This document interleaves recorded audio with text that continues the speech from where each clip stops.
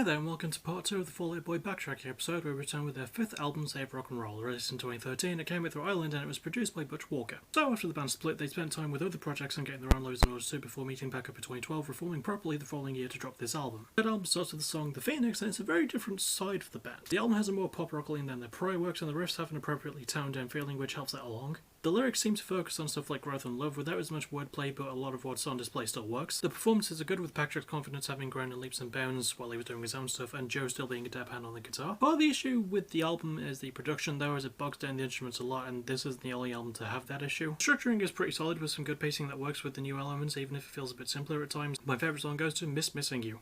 Save Rock and Roll isn't the best output they've had, but it does keep showing what the band has got at with an interesting new angle tried too. Next is the band's 6th album, American Beauty / American Psycho, released in 2015. It was put out through the same label and produced by Butch Walker with several other people. So besides some touring, there wasn't much time wasted here as the band got to writing throughout 2014, dropping this in January 2015. It starts with the song Irresistible, and it sort of follows the style of Save Rock and Roll in a way. The instruments are still more pop and even rap infused, even a bit heavy and present on this album, blending in a lot better. The lyrics are more personal to Pete's life, with themes of modern life and love being prominent and a bit easier to understand too. The performances are again pretty good, with Patrick adding more grit to his voice and Joe actually getting to play guitar again and being good. The production helps more than last time around, adding in some really good elements to bolster the sound where it's needed and cleaning off any roughness. The structuring is bouncy and light with some really good tricks pulled out of the bag, and it finds some fun ways to keep things going. My favourite song goes to Immortals. Beauty / Psycho is a more controlled and fun variant on what they tried on Save Rock and Roll, with more of it working this time around. And finally is the band's 7th and most recent album, Mania. Released in 2018, it came out through Ireland and DCD2, and it was produced by Walker, the band, and countless other people.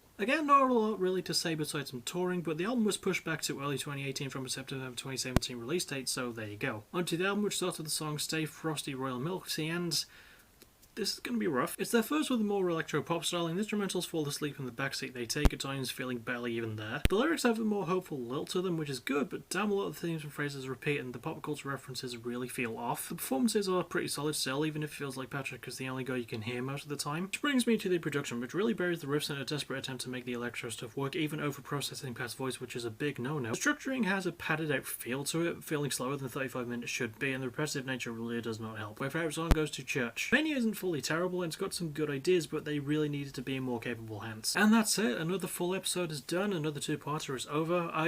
Full disclosure, I'd only listened to the band stuff since their reformation, so it was nice to hear them being, good before that.